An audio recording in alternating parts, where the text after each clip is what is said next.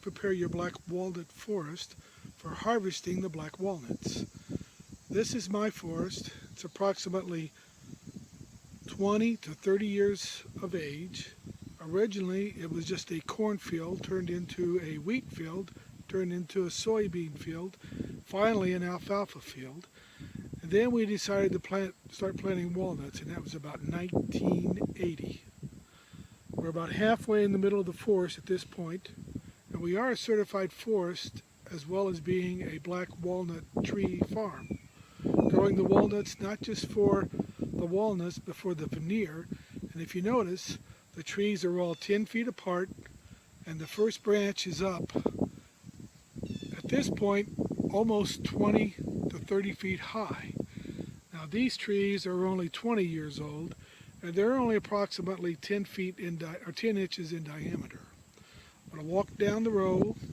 I'm walking to the east, nice and slow, and you can see that there's quite a bit of grass underneath. This grass and weeds have only been cut once this year.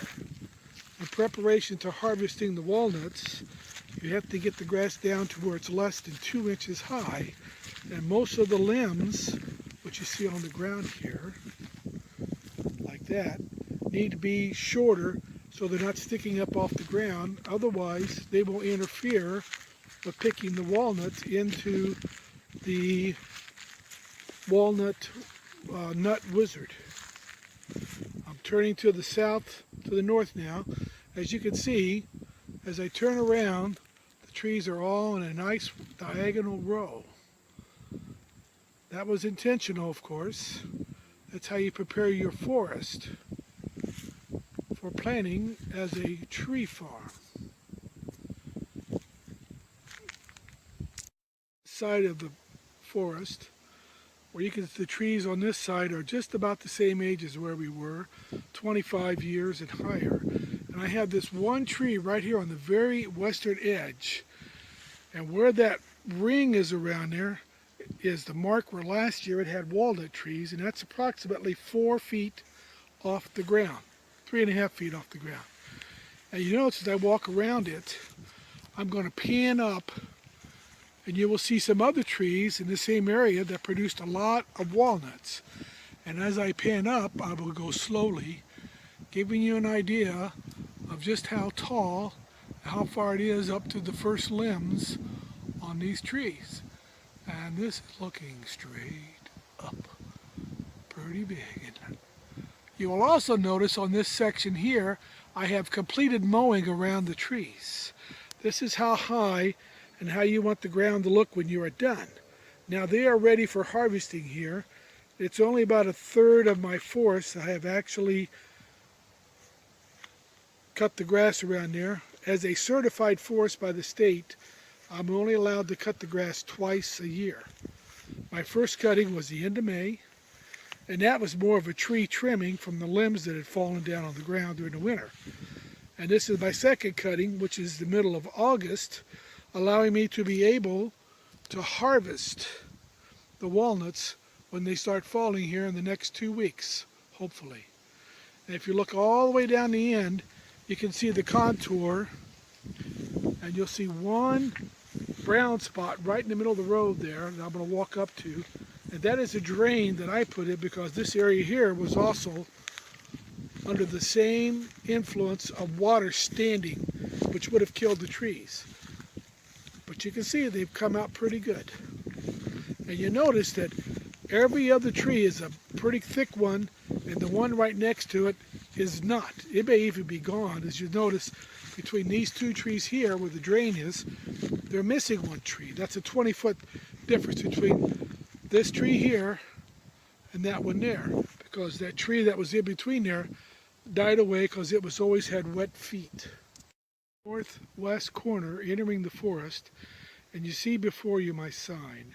It says Certified Forest and Wildlands, Private Property, Natural Resources Stewardship for Future Generations, Division of Forestry, Indiana Department of Natural Resources.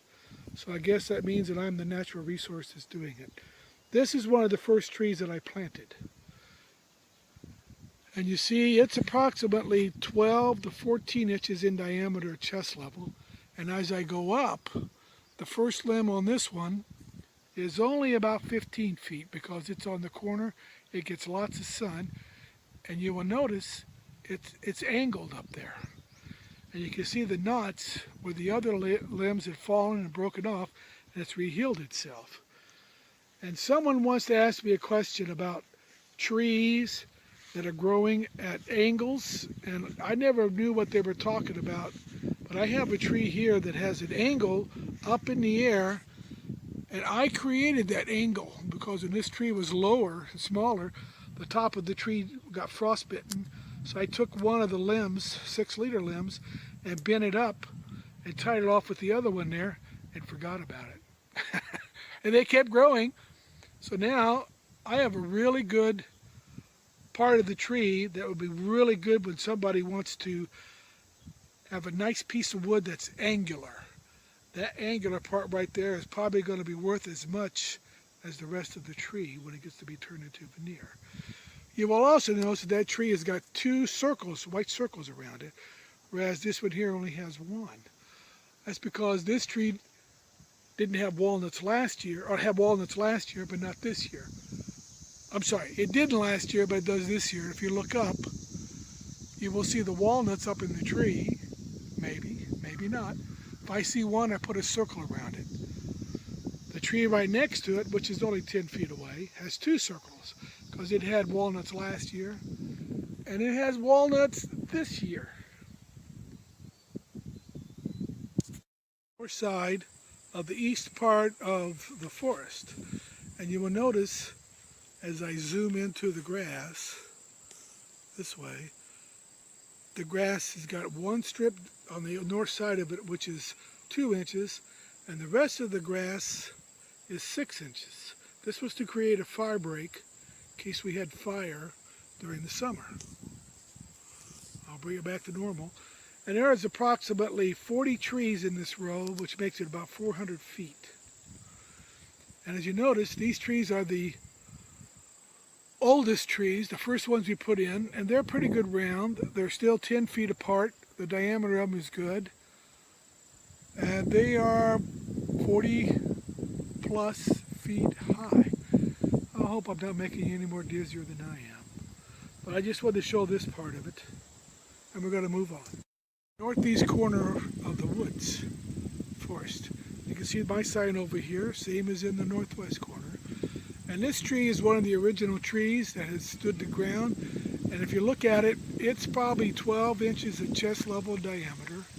And as you go up, the first limb is 30 plus feet. This will be a great veneer tree. And it has lots of interesting patterns as it grows.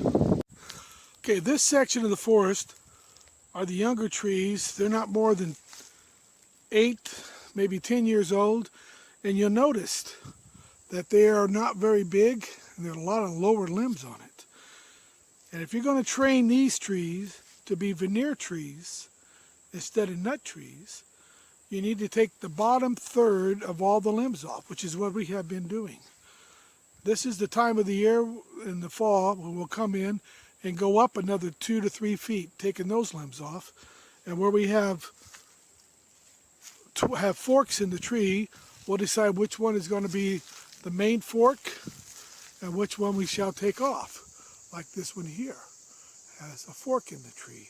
In this case, we're not going to take the fork. We're going to keep the one on the left, take the one on the right off. Same with this one right here.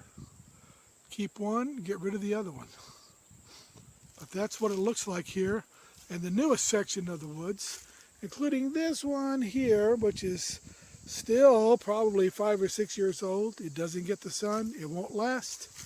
But the other trees die, then that one will be the one we want to keep. Walking around, and there's another one there that has the fork in it. So we'll know which one to take when this fall comes. And the same here, all these lower ones will be gone. And a third of the tree, it's about 15 feet high, so it'll be up to height of our eye height, and there'll be no limbs on them.